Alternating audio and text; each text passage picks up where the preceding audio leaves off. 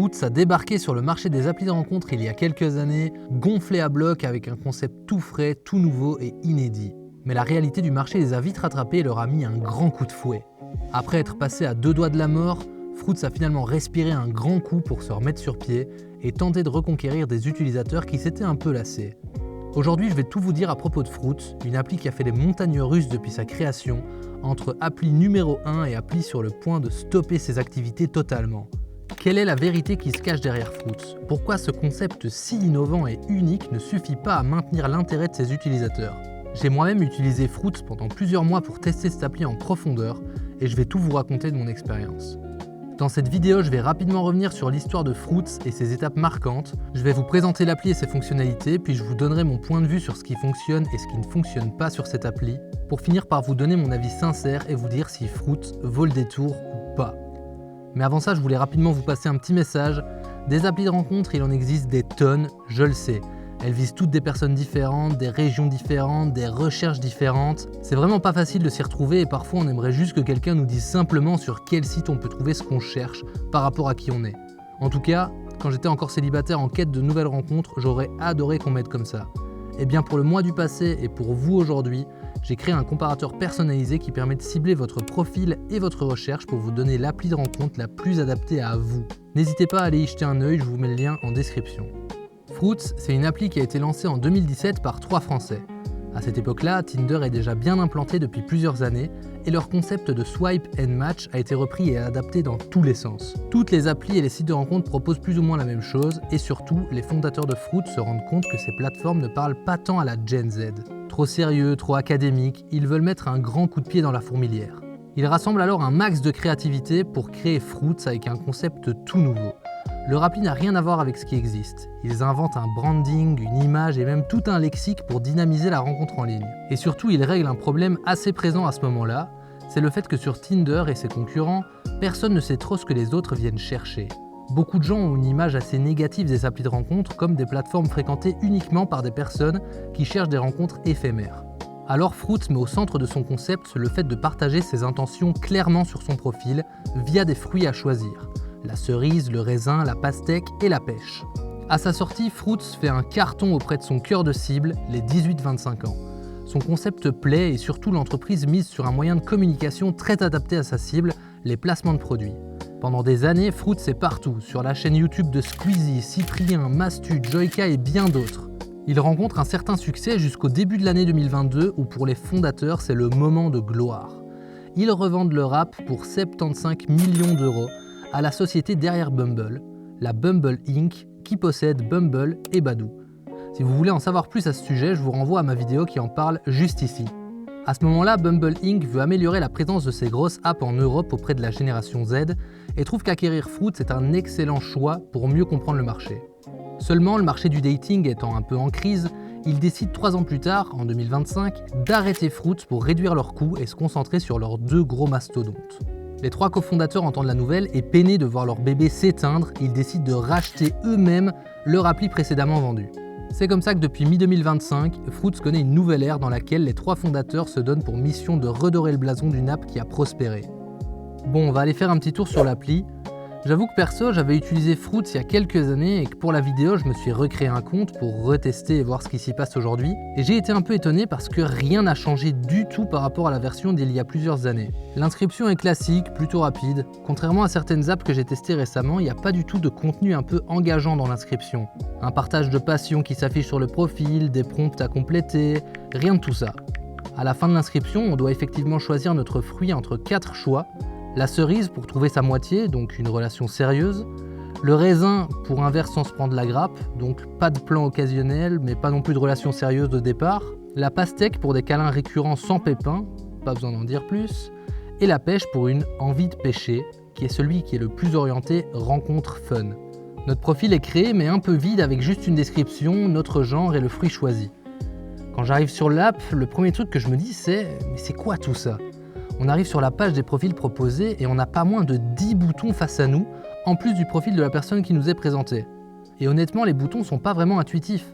En bas, on a une glace, une goutte, on a 2 cœurs, une étoile.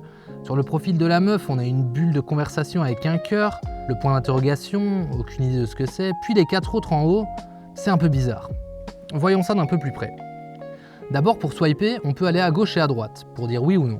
Ça, c'est des options qui sont même pas affichées parmi les 10 autres boutons que je vous disais avant. Du coup, commençons par ceux qui sont affichés sur la photo. On a le cœur avec la conversation, en fait ça c'est les crush notes. Les crush notes, ce sont des messages prioritaires qu'on peut envoyer au profil sans matcher avec. On peut pas en acheter à volonté, mais avec les abonnements, on en a 5 par jour inclus. Le point d'interrogation en bas, c'est pour découvrir le fruit que la personne a choisi. On peut le voir 3 fois gratuitement et sinon, dans les abonnements, on peut voir les fruits des profils à volonté. La glace en bas à gauche, c'est un freeze. C'est une photo éphémère qu'on peut publier sur notre profil pour partager notre mood du moment avec une petite phrase sympa en dessous. La petite goutte, ce sont les squeezes. C'est une espèce de sélection de profils récents et actifs autour de nous que Fruits nous met en avant. Les 2 cœurs, c'est les likes qu'on a reçus. On ne peut pas les voir avec un profil gratuit et en haut, on peut voir qu'on peut les trier par crush notes, profil vérifié, etc. À mon avis, ça c'est utile surtout pour les filles parce qu'en général, les mecs, on n'a pas besoin de devoir filtrer les matchs pour s'y retrouver. Le dernier bouton, la carte avec l'étoile, c'est le pollen. Ça, c'est un boost qui permet de mettre notre profil en priorité auprès des profils qui ont le même fruit que nous. On peut les acheter à la pièce à partir de 4 € par pollen, mais sinon, on en a un par semaine, compris dans l'abonnement Premium ou Golden. Les boutons dans la partie supérieure, on a le profil avec le cadeau, c'est pour accéder à notre profil. Le cadeau, c'est parce qu'on peut avoir des récompenses quand on fait certaines actions. La flèche, c'est pour revenir en arrière sur un profil qu'on aurait accidentellement passé. Ça, le seul moyen de l'utiliser, c'est de payer 5 € parce que c'est pas disponible dans les abonnements payants. L'appareil à smoothie à droite, c'est le bouton smoothie justement. Et les smoothies, c'est les filtres qu'on peut appliquer pour trier les profils affichés. Il y en a certains qui sont accessibles que aux abonnés payants. Et puis enfin, les conversations. Waouh, sacré bordel quand même. J'ai du mal à comprendre que certains boutons comme le retour en arrière et le smoothie soient un peu écartés du profil, comme si c'était des fonctionnalités qui n'avaient rien à voir avec le choix du profil affiché. Puis de l'autre côté, on a les likes reçus au milieu des 3 fonctionnalités un peu annexes, comme mettre une photo éphémère sur notre propre profil, je comprends pas trop. Les récompenses dont j'ai parlé avant, c'est en fait des actions à effectuer pour gagner des crush notes ou du pollen. Les actions, c'est par exemple ajouter plus de photos, se connecter X jours d'affilée, etc. Au niveau des abonnements, on a le Premium et le Golden. Fruits Premium coûte 12,49 € par mois, on peut aussi le prendre pour une semaine, 3 mois, 6 mois, 12 mois. Et avec lui, on a les likes illimités, des icebreakers exclusifs. Ça, j'ai pas expliqué, mais en fait, des icebreakers, c'est des espèces de phrases d'introduction pour le moment où on match avec quelqu'un pour avoir un sujet de conversation à lancer. On peut voir les fruits des autres profils à volonté et on a aussi 5 crush notes par jour et un pollen par semaine. Fruits Golden, lui, coûte 29,99 € par mois et on peut aussi prendre pour une semaine, 3 mois, 6 mois, 12 mois et même une formule à vie à un peu moins de 180 €. Il offre les mêmes fonctionnalités que le Premium, mais en plus on peut filtrer les profils par fruit, voir qui nous a liké, utiliser des extra squeezes. Ça c'est en fait pareil que les squeezes qu'on avait en version gratuite, donc c'est-à-dire une sélection de profils quotidiens, sauf que là dans la version payante, avec l'abonnement, on en a 15 par jour. Et enfin on a le mode incognito qui est inclus. Bon, après avoir bien fait le tour de l'appli, on peut passer aux avantages et inconvénients. Je vais commencer par les avantages et commencer par leur concept. Ils sont arrivés sur le marché avec quelque chose de réellement nouveau, ils ont cassé les codes et se sont pas contentés de juste refaire une nouvelle version de ce qui existait déjà. D'un point de vue créatif, ils ont créé tout un univers, c'est cohérent, c'est dynamique et je pense que ça parle vraiment à la Gen Z comme ils le voulaient. Ensuite, deuxième avantage, les prix. Je trouve que les prix des abonnements, c'est vraiment pas abusé. Le Premium à 12,50 € par mois, le Golden à 25 €, c'est assez bas par rapport à la moyenne d'aujourd'hui. Troisième avantage, je dirais la version gratuite qui est plutôt complète. On peut plus ou moins tout faire comme dans une autre appli freemium classique, mais ici les petits challenges qui nous permettent de gagner des fonctionnalités premium, c'est pas mal. Sinon, c'est pas vraiment un avantage, mais le fait que ce soit une start-up française qui est partie aux États-Unis puis reprise en France, je trouve ça plutôt cool. On passe aux inconvénients maintenant, et d'ailleurs j'y pense, mais n'hésitez pas à me dire en commentaire si vous n'êtes pas d'accord avec moi. Ici, je donne mon point de vue basé sur ma propre expérience, mais peut-être que vous voyez les choses totalement différemment ou que vous avez simplement une autre expérience, et c'est toujours intéressant de le partager, alors vraiment, n'hésitez pas. Premier inconvénient pour moi, je dirais le bazar que c'est quand on arrive sur l'appli. Le concept est chouette, le lexique, l'univers et tout, mais quand on débarque sur l'appli pour la première fois, faut dire que c'est un peu le bordel. Il y a des boutons partout, on comprend pas forcément à quoi servent les fonctionnalités, elles ont toutes des noms un peu farfelus, ça aide pas, même si ça fait partie du concept. J'ai l'impression que leur onglet principal avec les profils pourrait être un peu mieux pensé au niveau de la disposition des fonctionnalités. Deuxièmement, une petite incohérence dans les prix, je trouve. L'abonnement Golden est 2 fois plus cher que le Premium, mais je trouve qu'il apporte clairement pas 2 fois plus de valeur. Fruits Golden, tout ce qu'il apporte concrètement de plus, c'est de voir qui nous a liké, parce qu'après, c'est le filtre par fruit, le extra squeeze et le mode incognito, franchement, ça sert un peu à rien. Troisièmement, je parlerai du manque de profil. C'est une appli qui a connu des hauts et des bas et c'est triste, mais malheureusement du côté utilisateur, on tombe vite à court de profil. On sent que beaucoup de profils proposés sont complètement inactifs, et sinon, de manière générale, il y a vraiment un manque d'utilisateurs réels. Quatrièmement, on va parler du choix des fruits. L'idée est bonne, mais au final, quand je vois les 4 choix, j'ai l'impression qu'en réalité, il n'y en a que 2.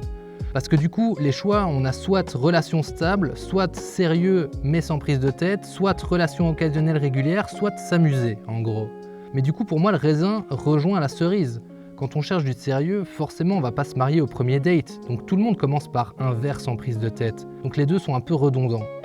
Pour les rencontres occasionnelles, dans la pratique, est-ce qu'il y a vraiment une différence entre celui qui va mettre rencontre régulière facile ou s'amuser? Ça revient un peu au même aussi. J'ai l'impression que le vrai point derrière tout ça, c'est juste de savoir si la personne est là pour s'amuser ou plutôt pour du sérieux. Du coup, ça mène à mon dernier inconvénient qui est pour moi de faire une appli qui rassemble sérieux et pas sérieux. J'ai l'impression que dans le monde des applis de rencontre, il y a cette grande séparation entre les gens qui cherchent l'amour et ceux qui veulent juste s'amuser. Mon avis là-dessus, c'est que l'un comme l'autre ne veut pas se rencontrer et que donc, par définition, ne doit pas être sur la même app. Il y a des apps qui ciblent uniquement les personnes à la recherche de l'amour, d'autres qui ciblent uniquement celles qui veulent s'amuser. Je sais pas si c'est vraiment pertinent d'essayer de rassembler ces deux catégories bien distinctes. En tout cas, personnellement, j'ai pas l'impression que ce soit bien, et je pense que ça participe un petit peu à cette sensation de bazar dont je parlais plus tôt. D'ailleurs, c'est dans ce sens que j'ai fait mon comparatif personnalisé que vous trouvez en description. Il y a des sites hyper adaptés pour les rencontres sérieuses, d'autres hyper adaptés pour les rencontres d'un soir, et ce sont pas les mêmes plateformes. En résumé, mon avis à propos de Fruits, c'est que c'est une app sympa, qui a un concept intéressant et qui a réussi à donner une image plus moderne et attirante à la rencontre en ligne. C'est une appli française qui veut bien faire les choses et j'aime beaucoup cet aspect. Seulement, je trouve que leur concept est un peu bordélique, entre des fruits superflus et inutiles, alors qu'il y a réellement 2 recherches entre les gens sérieux et pas sérieux. Et puis mélanger ces 2 recherches sur une même app, je trouve perso que c'est une mauvaise idée. Pour toutes ces raisons, je mettrai une note de 6 sur 10 à Fruits. Tout ça, c'est mon avis personnel, je souhaite quand même le meilleur à cette app qui est en train de rebondir après une période un peu compliquée. J'espère qu'ils trouveront leur voie et d'ailleurs, cette vidéo sera peut-être vite obsolète s'ils changent fondamentalement l'app ou qu'ils repensent leur concept. Dites-moi en commentaire si vous trouvez que j'ai raison dans mes remarques à propos de Fruits ou si vous en avez d'autres à partager.